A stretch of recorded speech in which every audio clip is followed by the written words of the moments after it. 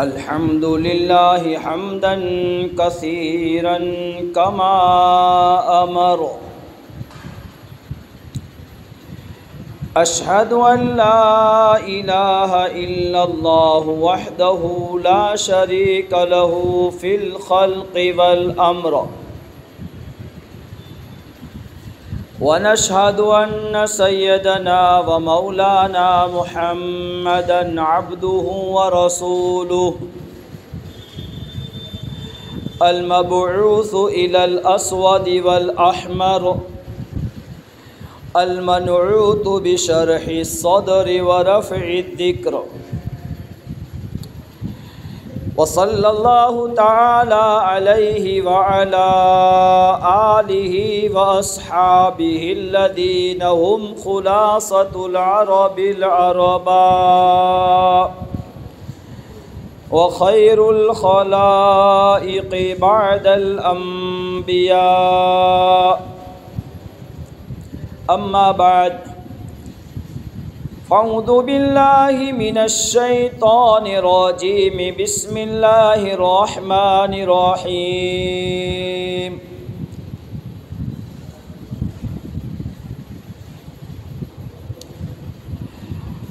लन यनालल्लाह लुहूमुहा वला दिमाउहा वलाकिन यनालुहुत तक़वा मिनकुम कज़ालिका सख्खरहा लकुम लितुकब्बिरुल्लाह अला मा हदाकुम व बश्शिरिल मुहसिनीन। व क़ाल अल्लाहु तआला फ़ी मक़ामिन आख़र फ़लम्मा बलग़ मअहु अस्सअय क़ाल या बुनय्या इन्नी अरा फ़िल मनामि अन्नी अज़बहुका फ़न्ज़ुर माज़ा तरा। क़ाल या अबति इफ़अल मा तुअमर सतजिदुनी इंशाअल्लाहु मिनस साबिरीन।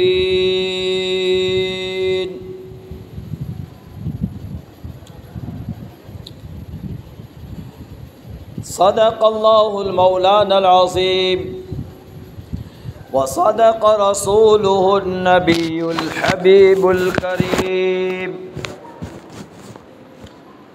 व नहनु अला ज़ालिका मिनश शाहिदीन वश्शाकिरीन वल्हम्दुलिल्लाहि रब्बिल आलमीन।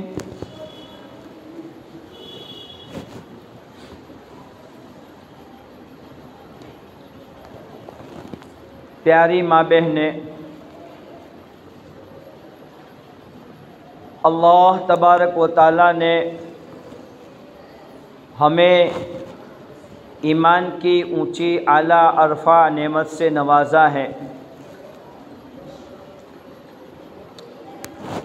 ईमान वाला मर्द, ईमान वाली खातून इस दुनिया में बड़ी कीमती हैं। सातों ज़मीन, सातों आसमान से ज़्यादा कीमती दौलत ईमान की है।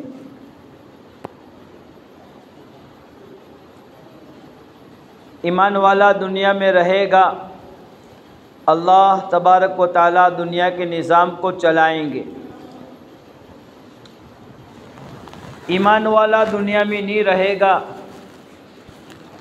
अल्लाह तबारक व तआला दुनिया के निज़ाम को तोड़ फोड़ के दरहम बरहम कर देंगे। ईमान वाले का हर अमल ये अल्लाह की मर्ज़ी के मुताबिक होता है।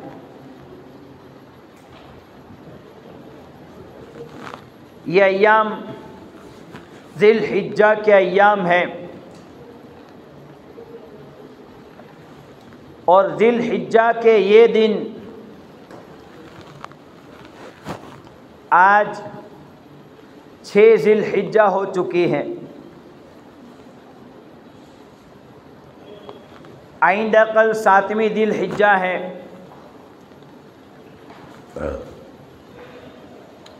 और मक्का मुकर्रमा में आइंदा कल 8वीं जिलहिज्जा होगी। लिहाजा हुज्जाज हजरात आज रात से मीना की तरफ रवाना होंगे और आज से रात से हज के अरकान शुरू हो जाएंगे। वो लोग तो हज करेंगे, मीना में क़याम, नवमी को अरफात पहुँचेंगे और उसी नवमी की शाम को मगरिब की नमाज़ पढ़े बगैर मुज़दलिफ़ा पहुँचेंगे और मुज़दलिफ़ा से सुबह फजर की नमाज के बाद ये वापस मीना जाएंगे, शयातीन को कंकर मारेंगे, फिर क़ुरबानी करेंगे, फिर हलक़ करेंगे, फिर तवाफ़ ज़ियारत करेंगे और फिर मीना में 10वीं का क़याम करके 11वीं की कंकरी मारेंगे, फिर 12वीं की कंकरी मारेंगे और अगर कोई 13वीं को रुक जाता है तो 13वीं की कंकरी मारेंगे। लेकिन हम लोग हज को नहीं पहुँचे हैं, हमें क्या करना, इन दिनों में हमारा अमल क्या होना चाहिए? एक अमल तो प्यारे आका ताजदार मदीना फ़ख्र दो आलम सरवर कायनात हुजूर अक़दस सल्लल्लाहु अलैहि वसल्लम ने हमें बताया कि इन दिनों में 10वीं यानी पहली जिलहिज्जा से लेकर 9वीं जिलहिज्जा तक रोज़े रखना। इन 10 दिनों के रोज़े एक रोज़ा 1 साल के रोज़ों के बराबर हैं और इन दिनों में रात को इबादतों में गुजारना, इन दिनों इन रातों की इबादत लैलतुल क़द्र की इबादत से ज़्यादा सवाब में बढ़ी हुई है, अफजल हैं। लिहाजा दीन को रोज़ा रखेंगे, रात को इबादत में गुजारेंगे। पूरी रात अगर हमसे हो सके तो हम इबादत करें, पूरी रात न कर सके तो कम से कम आखिरी रात में 3 बजे, 3:30 बजे, 4 बजे उठ जावें, तहज्जुद पढ़े। आप और दिनों में तहज्जुद पढ़े, इबादत करे, कुरान पढ़े, तस्बीह पढ़े, जो भी नेक अमल करे उसका अपना सवाब है। लेकिन हदीस पाक में प्यारे आका ने फरमाया, मा मिन अय्यामिन अहब्बु इलल्लाहि, अल्लाह तबारक व तआला के नज़दीक सबसे ज़्यादा पसंदीदा अय्याम, सबसे ज़्यादा पसंदीदा दिन ये क़ुरबानी के दिन है। लिहाजा ये दिनों में इबादत से, पहली जिलहिज्जा से 9वीं जिलहिज्जा तक के इन दिनों में इबादत से अल्लाह का आपको वो कुर्ब मिलेगा, वो नज़दीकी मिलेगी, अल्लाह की वो रहमतें मिलेगी, अल्लाह की वो मग़फ़िरतें मिलेगी, अल्लाह की वो आप पर बरकतें मिलेगी, जो रहमतें, बरकतें, मग़फ़िरतें और अल्लाह की नज़दीकी और दिनों में नहीं मिल सकती। लिहाजा रात को इन दिनों में जल्दी उठें और तहज्जुद पढ़ें। तहज्जुद के बाद दुआएं मांगे।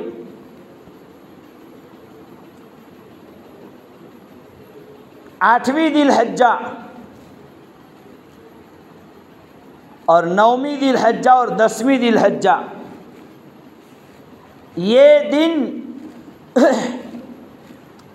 दुआ की कबूलियत के दिन है।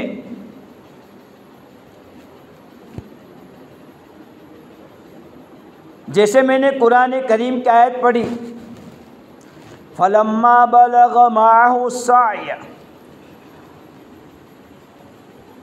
जब हज़रत इस्माईल अलैहिस्सलातु वस्सलाम उस उम्र को पहुँचे जिस उम्र में बाप के साथ मदद कर सके, बाप के साथ काम कर सके, क़ाल या बुनय्या इन्नी अरा फिल मनाम अन्नी अज़बहुका फंजुर मादा तरा। ए मेरे बेटे, बता तेरी क्या राय है, मैं तुझे रात को ख्वाब में ज़बह करते हुए देख रहा हूँ।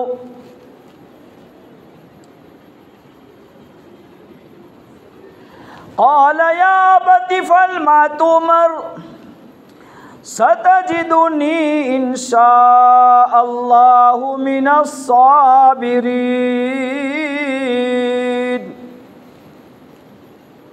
ए मेरे बाप, आपको जो अल्लाह की तरफ से हुक्म मिला है सो उसे कर गुजरिए, इंशाअल्लाह ताला मैं सब्र करने वालों में से रहूँगा।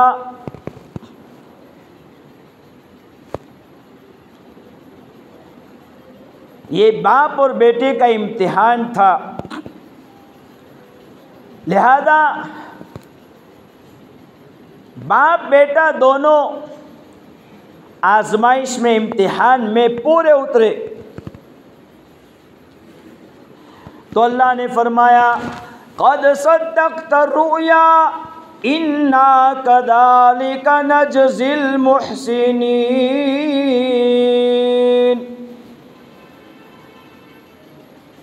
ए इब्राहीम अलैहिस्सलाम, आपने अपने ख्वाब को सच कर दिखलाया।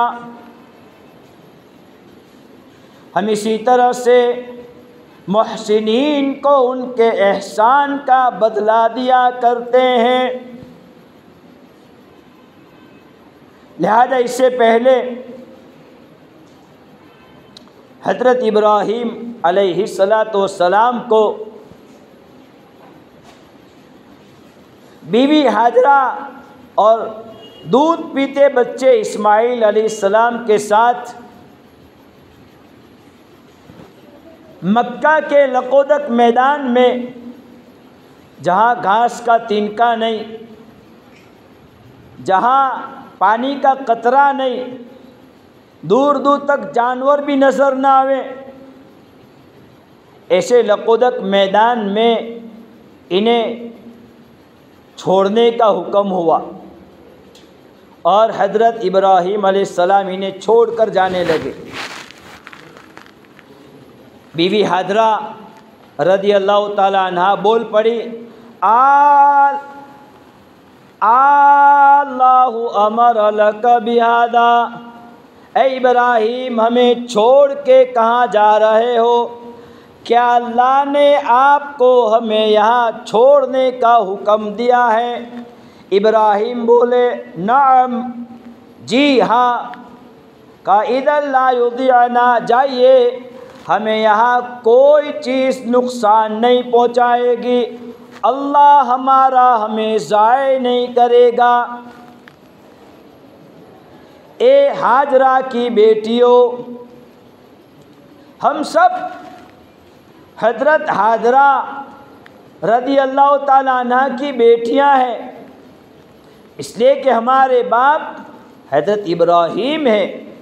मिल्लत अबीकुम इब्राहीम, तुम्हारी मिल्लत मिल्लत इब्राहीमी है, तुम्हारे बाप अबीकुम, तुम्हारे बाप इब्राहीम की मिल्लत हैं। तो हम सब हज़रत इब्राहीम अलैहिस्सलाम की औलाद हैं, हमारे बाप इब्राहीम अलैहिस्सलाम हैं, हम हाजरा रज़ी अल्लाह ताला अन्हा की बेटियां हैं।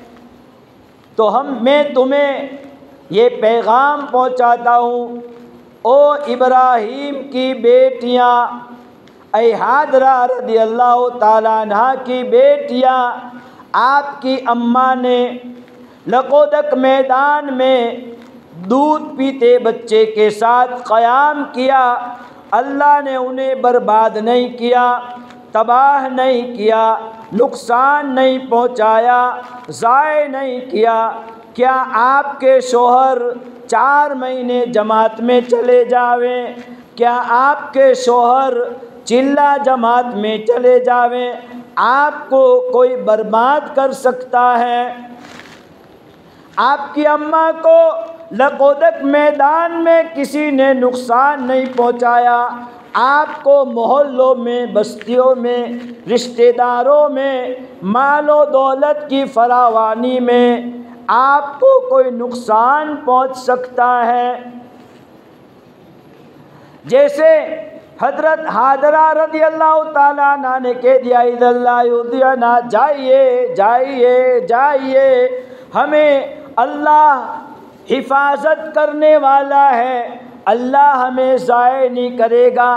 आप भी अपने शोहरों को कहिए, अपने भाइयों को कहिए, अपने अब्बाओं को कहिए, अपने बेटों को कहिए, ओ बेटो, ओ शोहरों, ऐ अब्बाओ, तुम जाओ 4 महीने चले जाओ, तुम चिल्ले के लिए चले जाओ, हमारा मुहाफिज अल्लाह है, अल्लाह हमें बर्बाद नहीं करेगा, अल्लाह हमें ज़ाय नहीं करेगा।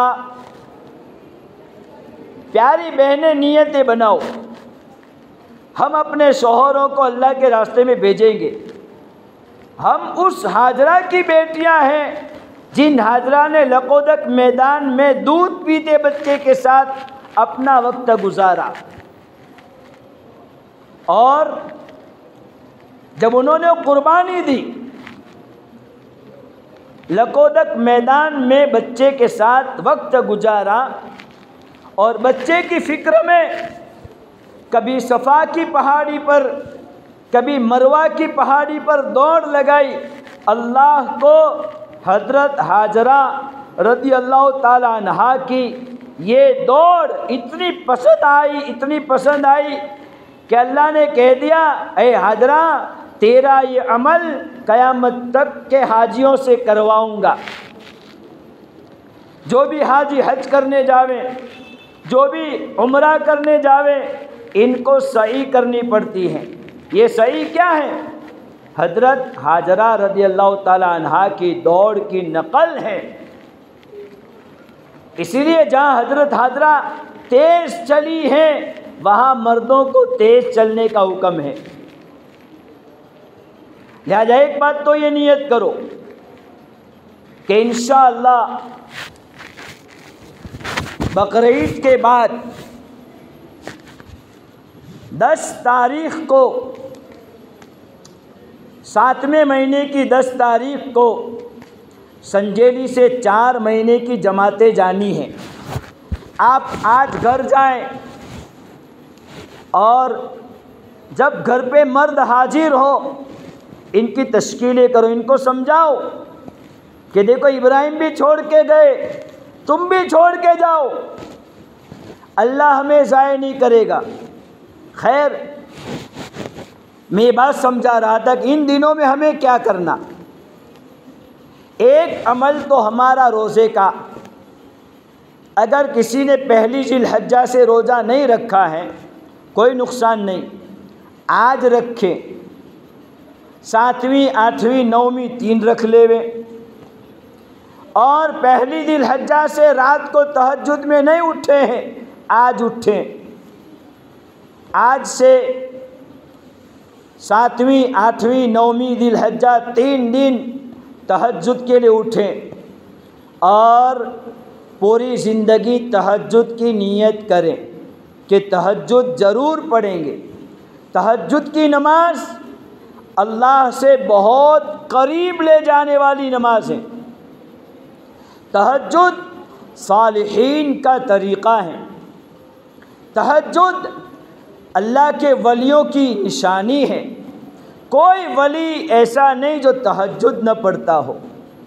तहज्जुद की नमाज जिसमें अल्लाह तबारक व तआला समावे दुनिया के आसमान पर आते हैं और पुकारते हैं, हल मिन मुस्तग़फ़िरिन फ़ग़फ़र लह, है कोई मग़फ़िरत तलब करने वाला हम उसको मग़फ़िरत देवें। हल मिन मसऊलिन फ़सअल लह, कोई है हमसे सवाल करने वाला हम उनके सवाल को पूरा करें। हल मिन फुला, हल मिन फुला, अल्लाह की तरफ से आवाज़ें लगती हैं। हमारे बहुत सारे मसाइल हैं, रोज़ियों के मसाइल हैं, आफतों बलाओं मुसीबतों के मसाइल हैं, और इन आफतों में और इन मुसीबतों में, परेशानियों में हम बापुओं के चक्कर काटते हैं। खुदाए पाक की कसम, अल्लाह तबारक व तआला तहज्जुद के मौके पर सारे मसाइल के हल करने का ऐलान करते हैं। हम सोए पड़े रहते हैं।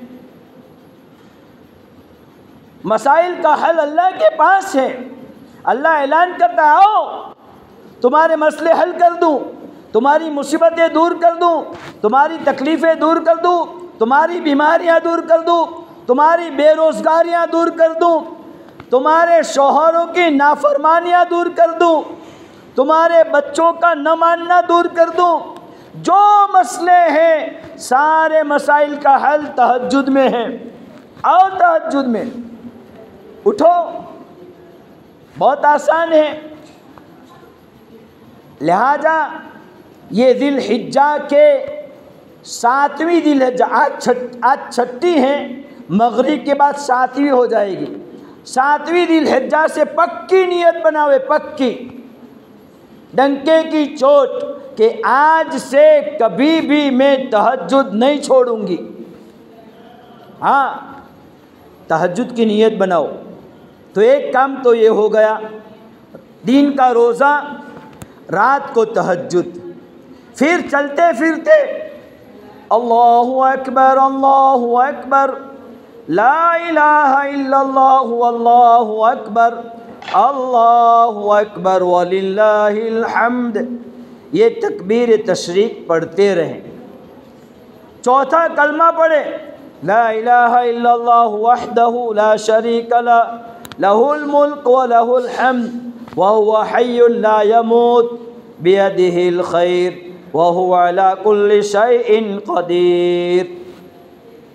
ये पढ़ते रहें। और इन रातों में खास करके अपनी औलाद की सलाहियत के लिए, अपनी औलाद की हिफाजत के लिए, अपनी औलाद की तरक्की के लिए इन दिनों में खास दुआ मांगे। चूँकि हज़रत इब्राहीम अलैहिस्सलाम जब हज़रत हाजरा और हज़रत इस्माइल अलैहिस्सलाम को मक्का के लकोदक मैदान में छोड़कर जा रहे, और जब वहाँ पहुँचे जहाँ से हज़रत हाजरा और हज़रत इस्माइल नज़र नहीं आते, अब दुआ फरमाई, रब्बना वर्ज़ुक़ना, रब्बना वर्ज़ुक़ अहलहु मिनस समरात मन आमन बिल्लाहि वल यौमिल आखिर। ए मेरे परवरदिगार, तेरे हुक्म पर तेरे कहने पर मैंने मेरी बीवी और मेरे बच्चों को लकोदक मैदान में छोड़ दिया है। कोई यारो मददगार नहीं, कोई पुरसान हाल नहीं, कोई सहारा नहीं, अल्लाह तेरा ही सहारा है। ए अल्लाह, तूने फलों का रिज़्क़ खिला। हज़रत इब्राहीम अलैहिस्सलाम ने दुआ मांगी अपनी औलाद के लिए, लिहाजा ये औलाद के लिए दुआ मांगने का बेहतरीन मौका है। हम भी दुआएं मांगे कि अल्लाह मेरी औलाद में सलाहियतें पैदा फरमा, इन्हें दीन ईमान अमल सुन्नत शरीयत सिखा। दुआ मांगेंगे लेकिन कौन सी? ए अल्लाह मेरे बेटे को MBBS डॉक्टर बना, इंजीनियर बना और फलां डिग्री दे दे, फलां डिग्री दे दे। मैं ये नहीं कहता इनको डिग्रियां मत दिलाओ, लेकिन ये डिग्रियां अगर दीन के साथ है तो ये डिग्रियां कामयाबी की अलामत है, और अगर इन डिग्रियों में दीन नहीं है, शरीयत नहीं है, सुन्नत नहीं है, तो ये डिग्रियां फेल हैं। लिहाजा इनके लिए दीन की दुआएं मांगो, इनके लिए बेहतरीन रिज़्क़ की दुआएं मांगो। हज़रत इब्राहीम ने ये नहीं कहा ए अल्लाह मैंने तेरे हवाले किया है, अब मेरे बेटे इस्माइल को तू डॉक्टर बना दे, अब मेरे बेटे इस्माइल को तू इंजीनियर बना दे, अब मेरे बेटे इस्माइल को तू वकील बना दे, अब मेरे बेटे इस्माइल को तू ISR ऑफिसर बना दे। ऐसी कोई दुआ नहीं मांगी। दुआ मांगी रब्बना वर्ज़ुक़ अहलहू मिनस समरात, ए मेरे परवरदिगार मेरे बेटों को, मेरी बीवी को, मेरे अहल को फलों का रिज़्क़ खिला। रोज़ी की दुआ मांगी, अच्छा रिज़्क़ दे। हम भी अपनी औलाद के लिए बेहतरीन रोज़ी की दुआएं मांगे कि मेरे बेटों को बेहतरीन रोज़ियाँ दे, इसकी ज़रूर दुआएं मांगेंगे। तो एक काम तो ये हो गया ज़िलहज्जा के दिनों में करने का, रोज़े रखें, तहज्जुद पढ़ें, तकबीर तशरीक पढ़ें और चलते फिरते चौथा कलमा पढ़ें, ये हो गया। नौमी ज़िलहज्जा, नौमी ज़िलहज्जा की फ़जर की नमाज से हर नमाज के बाद, हर फ़र्ज़ नमाज के बाद एक मरतबा मर्दों के लिए बुलंद आवाज़ से, औरतों के लिए धीमी आवाज़ से तकबीर तशरीक पढ़ना वाजिब है। लिहाजा माँ बहनें इसका इंतज़ाम करें कि ये तकबीर छूट न जावे, तकबीर तशरीक पढ़ें। फजर की नमाज से शुरू होगी तो 13वीं ज़िलहज्जा की असर की नमाज तक ये तकबीर पढ़नी है, एक मरतबा पढ़ना वाजिब है। लिहाजा जहाँ हम नमाज पढ़ते हैं वहाँ तकबीर तशरीक का एक पर्चा वहाँ चिपका देवे ताकि उसको देखकर याद आ जावे। बहुत सी मरतबा भूल जाते हैं, अगर भूल गए तो जब याद आवे उसकी क़ज़ा नहीं है। हाँ यूँ ही पढ़ ले कोई बात नहीं, लेकिन क़ज़ा नहीं है। अब तौबा मांगे कि अल्लाह मुझसे एक वाजिब छूट गया तो हमें माफ़ फरमा, तौबा मांगे, सलात तो तौबा पढ़े। तो तकबीर पढ़ना वाजिब है, एक बात हो गई। अब 10वीं ज़िलहज्जा ये क़ुरबानी के अय्याम शुरू होंगे।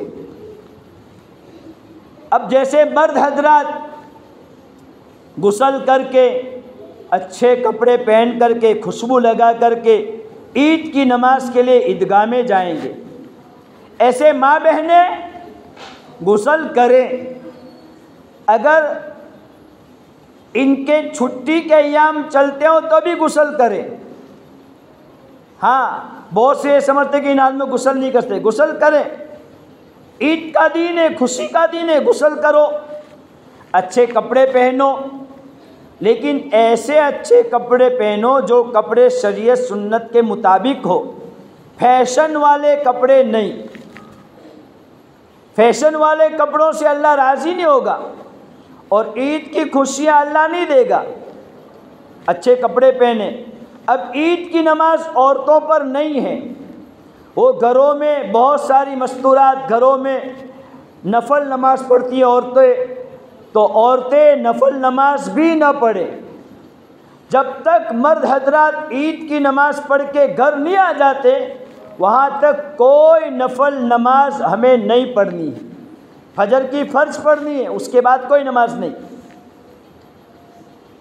अब चाहे मर्द हजरात आ गए, अब इशराक पढ़ सकती है, चाश पढ़ सकती है, अवाबिन पढ़ सकती है। ईद की नमाज मस्तूरात के लिए नहीं है, वो ईद की नमाज न पढ़े। उसके बाद कुर्बानी। कुर्बानी अल्लाह को बहुत पसंद है। हाँ, मा मिन अय्यामिन अहब्बु इलल्लाह मिन इहराक़ि दम फतीबु लहा, कि ये इन दिनों में अल्लाह को सबसे ज़्यादा पसंदीदा अमल ये कुर्बानी करना है। अब बहुत सारी बहनों के पास माल होता है, कुर्बानी किस पर फ़र्ज है? आकिल बालिग साहिबे माल मर्द औरतों पर। साहिबे माल, कितना माल होना ज़रूरी है? 52.5 तोला चांदी या उसकी कीमत, या 7.5 तोला सोना। अगर इतना माल है, इतने पैसे हैं, या हमारे पास ज़वेरात हैं, हमारे पास कुछ सोना है, कुछ चांदी है, दोनों को मिलाकर चांदी की कीमत तक पहुंच जाता है, तो कुर्बानी वाजिब। हमारे पास पैसे हैं, ज़रूरत से जायद कोई सामान है, ज़रूरत से जायद अपने पास रहने के मकानात हैं जो किराए पर दे रखे हैं, ज़रूरत से जायद प्लॉट है जिसमें हम खेती नहीं करते, ज़रूरत से जायद जो भी चीज़ है, ज़रूरत से जायद बर्तन हैं जो इस्तेमाल नहीं करते, ज़रूरत से जायद जो भी सामान हमारे पास हैं, इन सामान की कीमत 52.5 तोला चांदी की कीमत को पहुंच जाती है, तो इन माँ बहनों पर कुर्बानी वाजिब है। और कुर्बानी ही वाजिब है, कुर्बानी के अलावा कोई दूसरा रास्ता नहीं है। लिहाजा हमारे पास माल है तो हम, और औरत की कुर्बानी औरत पर वाजिब है, मर्द पर नहीं। हाँ, अगर मर्द अपनी तरफ से अपनी बीवी की कुर्बानी करे उसकी इजाज़त से तो हो जाएगी, लेकिन वाजिब उस पर नहीं है। उसको हम ना कहें कि हमारी भी कुर्बानी तुम्हें कर दो, हमारे पैसों से हमें कुर्बानी करनी है, हमारे अपने पैसों से। अगर शौहर करते हैं और इजाज़त से हो जाती है तो कोई हरज की बात नहीं है, नुकसान नहीं है उसमें, लेकिन मसला ये है कि जिस पर वाजिब है वो करे। और कुर्बानी अपने घरों में करे, अस खुद करे। हाँ, अस खुद करें। औरतें ये क्या कहते हैं, ज़बाह नहीं कर सकती, लेकिन कुर्बानी के जानवर के ज़बाह होने के वक्त उसके पास खड़ी रहे। हज़रत आयशा रज़ी अल्लाह ताला अन्हा को प्यारे आका ने फरमाया, ए आयशा, तू तेरी कुर्बानी होते वक्त वहाँ खड़ी रहकर तेरी कुर्बानी को देख, वहाँ खड़ी रहे। लिहाजा ये हिस्सों वाली जो कुर्बानी चली, भाग आल देवानो, ये भाग आल देवानो, ये इसने बहुत नुकसान किया है। जो बड़ी बूढ़ी औरतें बैठी हैं, इनको मालूम है एक ज़माने में हमारे यहाँ कुर्बानी इतनी होती थी कि इसका एक माहौल बनता था।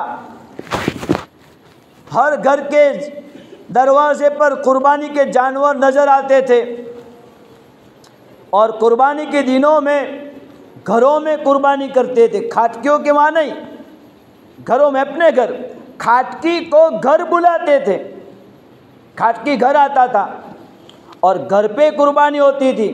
एक जगह कुर्बानी हो रही तो 4 आदमी दूसरे खाटकी को लेने के लिए खड़े। बहुत से घर ऐसे थे कि जिनके घरों में खुद कुर्बानी करते थे, खाटकी को भी नहीं बुलाते थे। घर के अफराद ही सारा निज़ाम कर लेते थे, महारत रखते थे। लेकिन आज भाग आल दो, हिस्से दे दो, हिस्से में घर घर की कुर्बानी ख़त्म हो गई। बहनें, इसका ख्याल रखो, कुर्बानी घरों में होनी चाहिए। ये जो हिस्से देते हैं, ये हिस्सों की कुर्बानी में जिनको आपने हिस्सा दिया है उसकी तहकीक करो। ये हिस्से वाली कुर्बानी में हिस्सा होता है नहीं होता। आप मोबाइल ख़रीदना चाहते हैं तो महंगे से महंगा मोबाइल, अच्छे वाला मोबाइल, सस्ते वाला नहीं लेना। आपकी गाड़ियां खरीदी जाती हैं तो महंगी महंगी गाड़ियां। और जिस जानवर पर प्यारे आका ने फरमाया कुर्बानी का जानवर कल क़यामत के दिन इसको अल्लाह ज़िंदा करेंगे और उस जानवर पर बैठकर कुर्बानी करने वाले मर्द, कुर्बानी करने वाली औरतें सवार होकर पुल सिरात का रास्ता पार करेंगे। अब हम हल्का सा जानवर, मरियल टट्टू जानवर हैं, 10,000 का जानवर, 8,000 का जानवर, 9,000 का जानवर। अब ये जानवर आप सोचो, इतना सस्ता जानवर, ये कैसा जानवर होगा? बिल्कुल हल्का जानवर। अब ये हल्के जानवर पर आप सवार होकर पुल सिरात का रास्ता पार करेंगे और एक जानवर पर 7 आदमियों को सवार होना। अब बताओ पुल सिरात पर से कैसे गुजरोगे? और बहुत सी मर्तबा हिस्से वाली कुर्बानियों में हिस्से वाली कुर्बानी होती भी नहीं। बहुत से बाहर से लोग आते हैं, बंगाल वगैरह से, और घर घर फिर कर कुर्बानियों के हिस्से ले जाते हैं। अब आप सोचें, आपके पास से हिस्से के पैसे लिए, इनके आने जाने का खर्च, जानवर के खाने पीने का खर्च, और फिर जानवर को कुर्बान करने में खाटकियों का, कसाईयों का खर्च, ये सारा खर्च इतने कम पैसों में कैसे निकालेंगे? हाँ, इसलिए बहुत पहले तो ये करें कि कुर्बानी घरों ही में होनी चाहिए, बाहर किसी को हिस्से नहीं देने। बहुत मजबूरी है कि घर में अफराद ज़्यादा हैं तो 1-2 कुर्बानी, 3 दिन की 3 कुर्बानियाँ घर पे कर ली, चलो। फिर हिस्से दिए तो हिस्सों की तहकीक करें कि जिसको हिस्सा दिया है वो मोतबर आदमी है। फिर जहाँ कुर्बानी की जाती है वहाँ हकीकत में कुर्बानी हो रही है या ये फिर पैसे खा जाते हैं, इसका भी ख्याल रखें। फिर तीसरे नंबर पर कुर्बानी होती है तो ये कैसे जानवर कुर्बान करते हैं?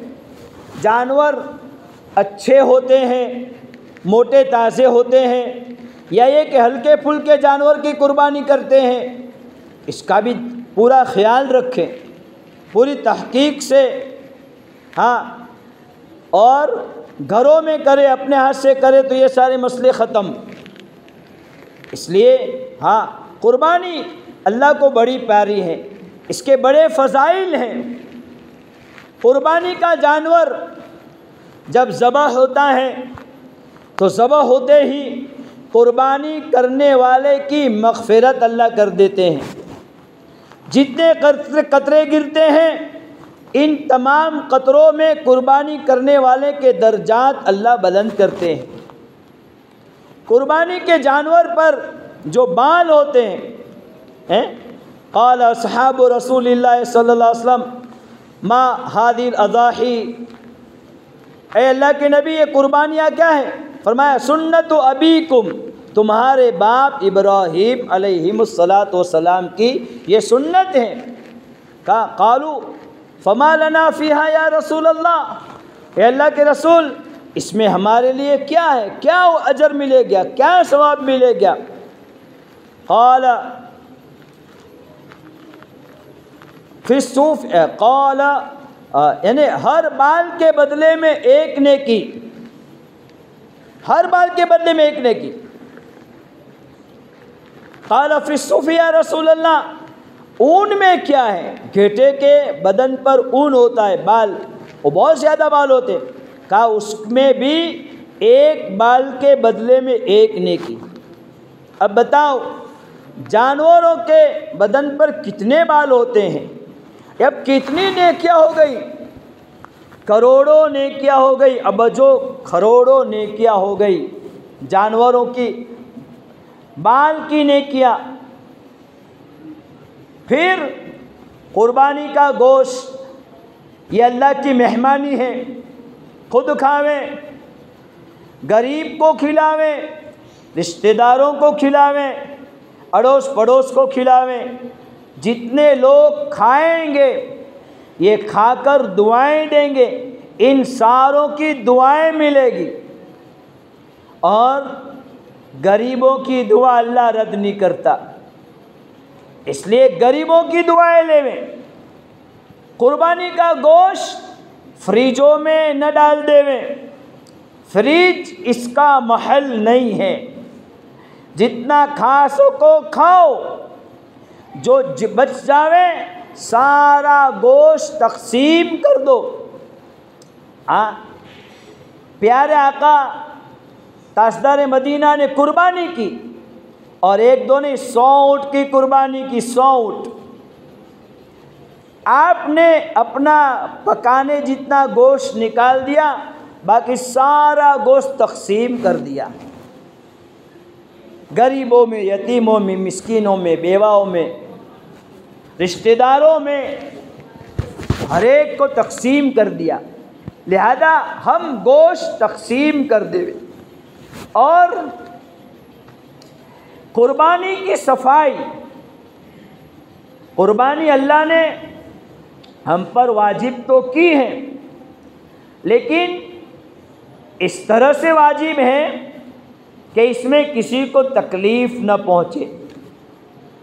इस्लाम ये सफाई सुथराई को सिखाता है। इस्लाम ये किसी को तकलीफ़ देने से रोकता है। लिहाजा कुर्बानी का जानवर जहाँ ज़बह हो रहा है वहाँ दूसरा जानवर न हो। कुर्बानी के जानवर के सामने छुरी तेज़ न की जावे। कुर्बानी का जानवर आड़ में कुर्बान करें ताकि किसी बिरादराने वतन को भी तकलीफ़ न पहुँचे। कुर्बानी का खून नालियों में न बहे।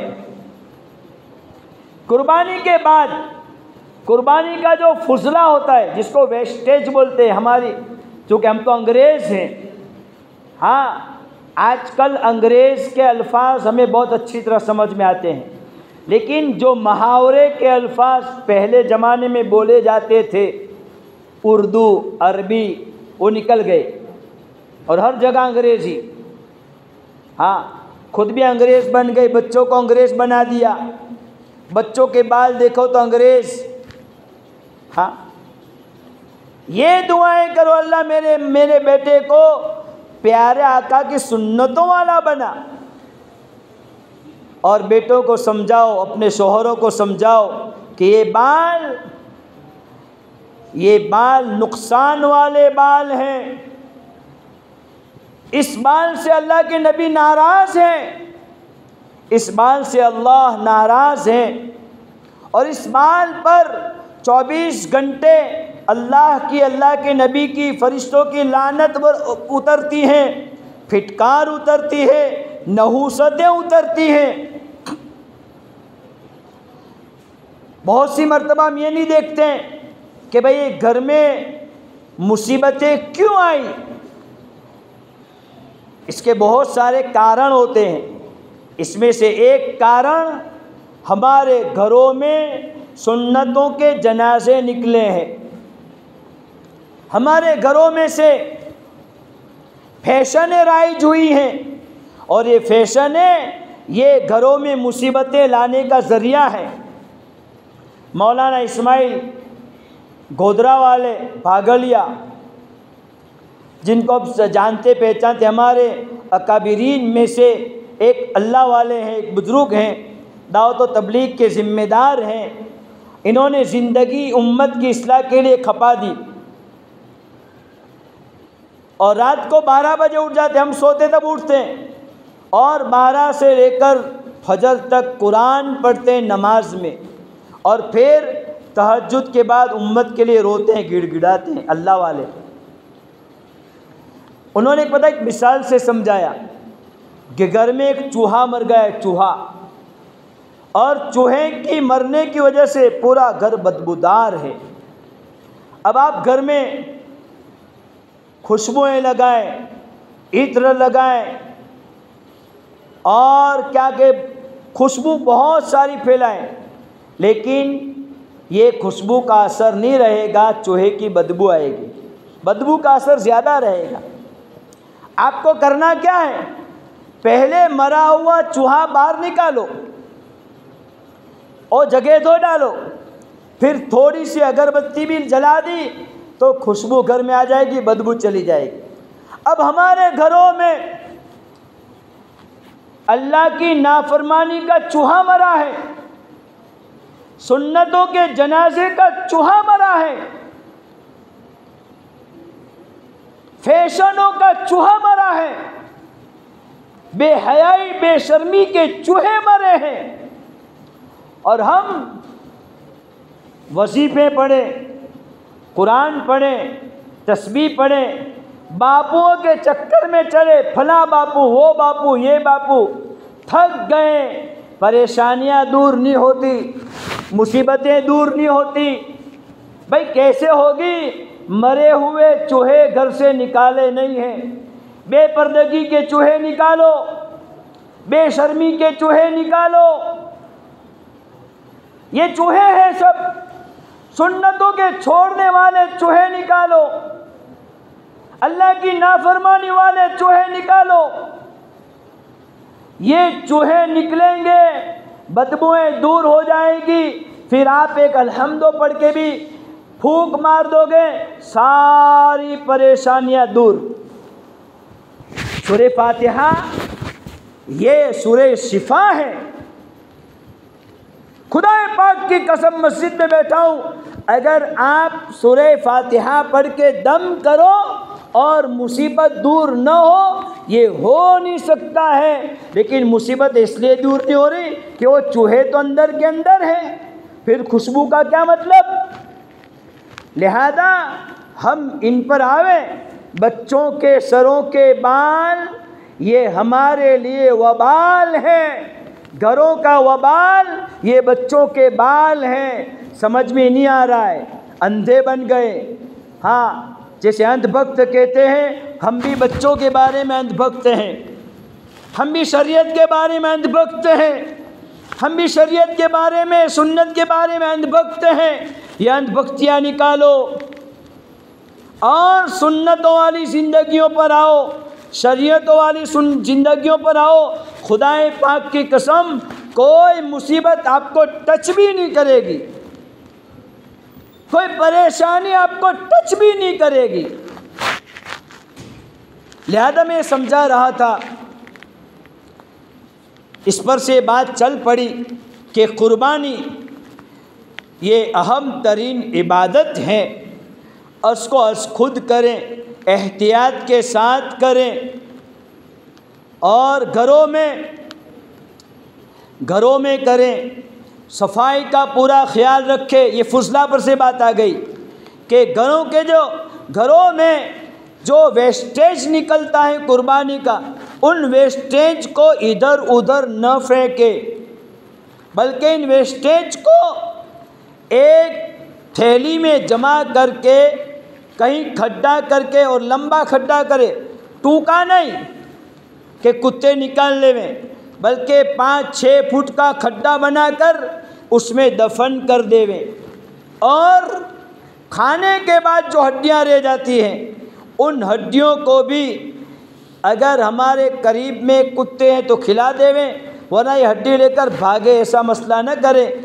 इन हड्डियों को भी हो सके तो दफन करें। ये सारी बातें, उनमें से बहुत सारी बातें वो हैं जो आपको अपने घर जाकर मर्दों को कहनी पड़ेगी। जितना अच्छा मौका बहनों के लिए बयान का मिला है, इतना अच्छा मौका मर्दों के बयान का नहीं मिलता। जुमा में आधा घंटा तो बयान का होता है, ज़्यादा होता नहीं, उसमें भी मर्द हजरात देर से आते हैं। आप बहनें ये भी ताकीद करो, जुमा के दिन अपने मर्दों को अजान होने से पहले मस्जिद भेजो, ताकि एक अच्छी बात वो भी सुन सकें। और कोई मौका होता नहीं उनको सुनाने का, और कोई प्रोग्राम बीच में है ही नहीं कि इनको ये बातें जो आपको सुना इनको भी सुनावें। लिहाजा आप ये अक्सर बातें मर्दों को कहने की हैं। आप घर जाकर मर्दों को बताएं कि आज के बयान में मौलवी साहब ने ये बातें कही, और ये बातें आपके काबिल हैं, आप इसका पूरा ख्याल रखें। और ख़ास कर मैं तवज्जो देना फिर से चाहता हूँ, मरे हुए चूहों को निकालो, खुशबुएँ खुद ब खुद आ जाएगी। अल्लाह ताला हमें अमल करने की तौफ़ीक़ अता फ़रमावे। व आखिरु दावाना अनिल हम्दुलिल्लाहि रब्बिल आलमीन।